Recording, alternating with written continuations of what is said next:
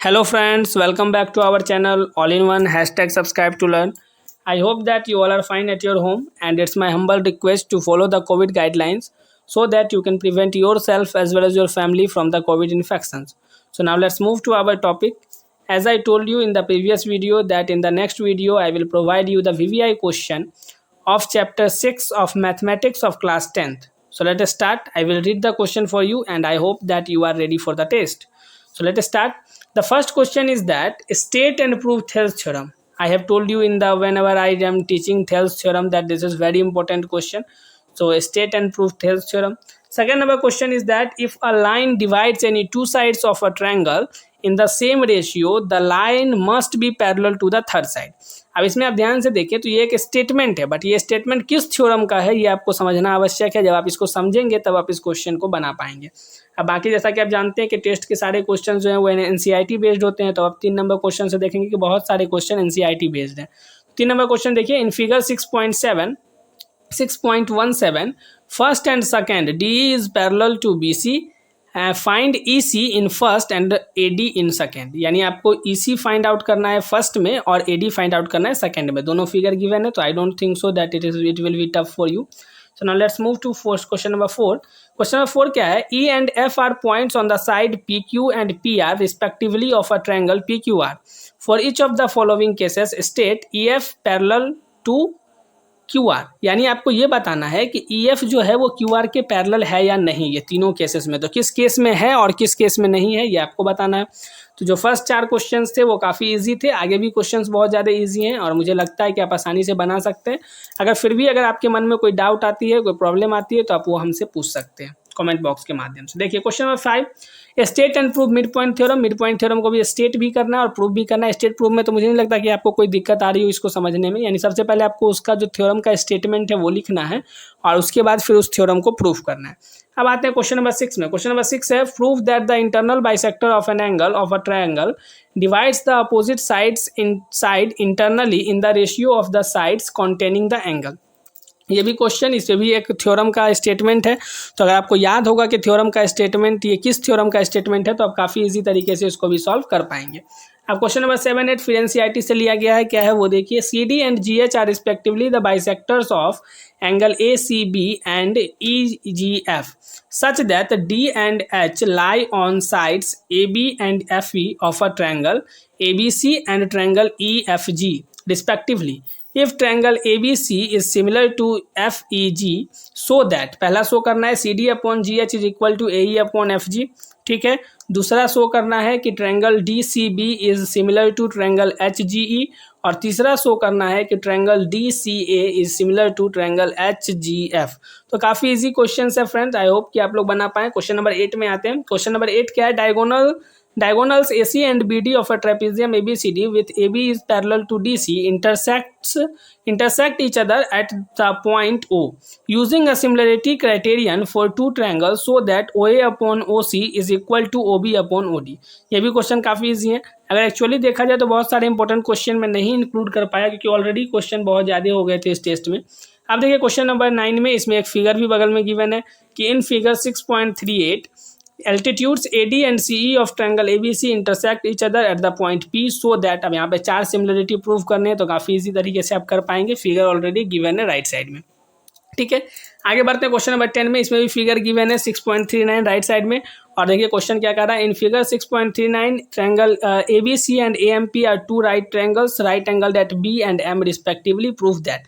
दो यहाँ पे भी आपको एक सिमिलरिटी प्रूफ करना है और एक रेशियो प्रूफ करना है. काफ़ी इजी तरीके से आप कर सकते हैं. क्वेश्चन नंबर 11 में आते हैं. D is a point on the side BC of a triangle ABC such that angle ADC is equal to angle BAC so that CA square is equal to CB into CD. ये भी काफ़ी easy question है.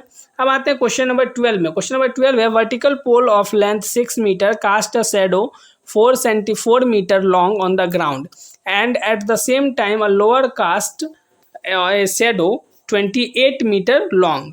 Find the height of the tower. आपको height of the tower find out करना है और एक vertical पोल है जो कि 6 सेंटीमीटर का है. तो वो अगर तो उसका शेडो जो बनता है वो 4 मीटर का बनता है ग्राउंड पे. तो उसी समय में एक और टावर है जिसका अगर इतना बन रहा है तो उसका हाइट कितना होगा ये आपको बताना है. अब क्वेश्चन नंबर 13 में आते हैं। क्वेश्चन नंबर 13 क्या करता है, if AD and PM are medians of triangle ABC and PQR respectively where triangle ABC is similar to PQR prove that AB upon PQ is equal to AD upon PM। ये भी काफी easy question है।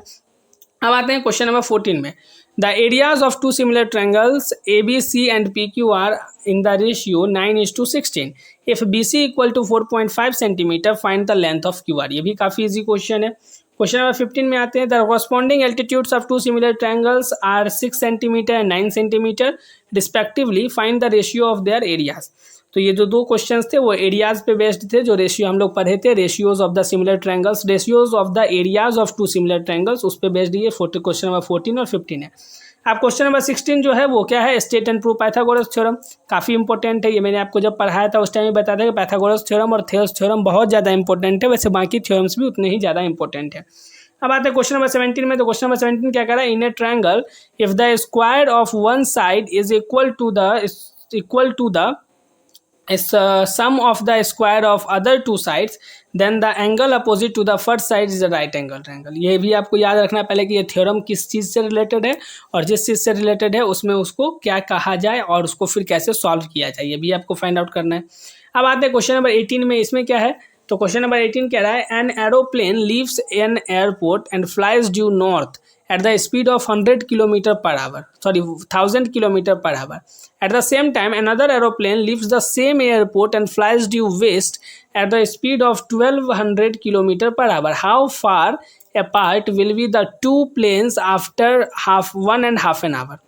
यानी डेढ़ घंटे के बाद दोनों प्लेन जो है वो एक दूसरे के कितने दूरी पे होगा ये आपको बताना है। अगर एक का स्पीड 1000 किलोमीटर पर आवर पे है और दूसरे का स्पीड 1200 किलोमीटर पर आवर पे है, तो काफ़ी इजी क्वेश्चन है, पाइथागोरस थ्योरम पे ही बनेगा, मैंने आपको एक हिंट दे दिया। अब आते हैं क्वेश्चन नंबर 19 में। इसमें क्या कह रहा है, in equilateral triangle ABC D is a point on side BC such that BD is equal to 1/3 BC prove that 9AD square is equal to 7AB square. ये भी काफ़ी इजी क्वेश्चन है। क्वेश्चन नंबर 20 में आते हैं, in an equilateral triangle prove that 3 times the square of one side is equal to 4 times the square of one of its altitude. यानी एक equilateral triangle है जिसमें आपको ये प्रूफ करना है कि उसके एक साइड का स्क्वायर का अगर 3 times करते हैं तो वो इक्वल है उसके एक एल्टीट्यूड के स्क्वायर के 4 times के। ठीक है, तो काफ़ी इजी तरीके से आप उसको भी कर सकते हैं। आप क्वेश्चन नंबर 21 में आते हैं। इसमें क्या है, ladder 10 metre long reaches a window 8 metre above the ground, find the distance of the foot of the ladder from the base of the wall. यानी वॉल के बेस से उस लेडर के फुट को कितना डिस्टेंस होगा वो आपको बताना है। अगर एक लेडर जो कि 10 मीटर लॉन्ग है वो किसी विंडो के जो कि 8 मीटर लॉन्ग है उस पर पहुंच पा रहा है। तो अब question number 22 MCQs type question है, क्योंकि आपको मैंने कहा था कि MCQs क्वेश्चन भी काफ़ी इंपॉर्टेंट होते हैं और अभी तो बोर्ड के हिसाब से MCQ क्वेश्चन ही आने हैं कुछ क्वेश्चंस, इसीलिए मैंने इसको भी इसमें डाला है और ये एक तरह से NCERT का ही क्वेश्चन है। Tick the correct answer and justify in a triangle ABC AB is equal to 6√3 centimetre, AC equal to 12 centimetre and BC equal to 6 centimetre. The angle B कितना का होगा ये आपको बताना है। ठीक है फ्रेंड्स, अब दो क्वेश्चन और बचे हैं, question number 23 and question number 24। उससे पहले मैं एक बात कहना चाहूँगा कि अगर आपको किसी भी क्वेश्चन में किसी भी तरह का डाउट लगेगा तो आप कमेंट बॉक्स में कमेंट करके पूछ सकते हैं। क्वेश्चन नंबर 23 क्या है, prove that the area of an equilateral triangle described on one side of a square is equal to the half the area of an equilateral triangle described on one of its diagonal. यानी आपको ये बताना है कि अगर किसी equilateral triangle के side पे अगर कोई स्क्वायर को अगर बनाया जाए या उसको डिस्क्राइब किया जाए तो उसका एरिया जो होगा वो हाफ होगा उस इक्विलेटरल ट्रायंगल के जो कि किसी स्क्वायर के डायगोनल पे डिस्क्राइब किया जाएगा। ठीक है, अब आते हैं क्वेश्चन नंबर 24 पे। ये क्वेश्चन 20 नंबर 3 मैंने आपको बताया था और क्वेश्चन नंबर 24 भी मैंने अपने वीडियो के माध्यम से आपको समझाया था, तो इसलिए ये तो आपको आसानी से आना चाहिए। क्वेश्चन नंबर 24 है, prove that the ratio of the perimeters of two similar triangles is the same as the ratio of the corresponding side. यानी किसी भी टू सिमिलर ट्रायंगल का जो पेरीमीटर का रेशियो होगा वो एकदम सेम होगा जो उसके कॉरस्पॉन्डिंग साइड का रेशियो होगा, ये भी मैंने आपको बताया था। तो आई होप कि ये जो टोटल 24 क्वेश्चन है ये आप काफ़ी ईजी तरीके से बना पाएँ। अभी हमने 24 क्वेश्चन इसमें इंक्लूड किया है, फिर भी अभी लग रहा है कुछ क्वेश्चन इंपॉर्टेंट है जो छूटे हैं, बट हमने उसको आपको वीडियो के माध्यम से किया है। तो इस चैप्टर की तैयारी करने के लिए आपको वीडियो के माध्यम से जितना क्वेश्चंस बताया हूँ वो भी अच्छे से पता होना चाहिए और उसके साथ साथ इस क्वेश्चंस का जो VVI क्वेश्चंस है इसको भी आपको पता होना चाहिए। ठीक है फ्रेंड्स, लास्टली एक बार कहूँगा कि ऑल द बेस्ट आप लोगों के इस टेस्ट के लिए। आप लोग सारे क्वेश्चंस को अटेम्प्ट कीजिए। अगर किसी में कोई प्रॉब्लम आती है तो आप कमेंट बॉक्स में कमेंट करें। और अगर आप लोग अभी तक टेलीग्राम चैनल से नहीं जुड़े हैं तो टेलीग्राम चैनल से अवश्य जुड़ें, क्योंकि जब आप टेलीग्राम चैनल से जुड़ते हैं तो जैसे अभी आपका ये टेस्ट का वीडियो है तो इसमें सारे क्वेश्चंस को मैंने आपको थोड़ा सा डिस्क्रिप्टिव वे में बता दिया। बट जब आप बनाना शुरू करेंगे तो आपके पास पीपीटी की आवश्यकता होगी, जो कि आपको आसानी से मिल जाता है टेलीग्राम चैनल पे। जो कि मैं जो भी आपको पढ़ाता हूँ उसका सारा पीपीटी और पीडीएफ आपको टेलीग्राम चैनल पे अवेलेबल मिलता है। तो आप वहाँ से काफ़ी ईजी तरीके से उसको ले करके और अपने कॉपी में भी नोट डाउन कर सकते हैं। ठीक है friends, so thank you so much. Now we will meet in the next video and then we will again start a new chapter. Okay, and it is not decided yet that we will going through the mathematics or some other subject. We will decide it later and then I will come again and then we will start another chapter. Okay, so thank you so much.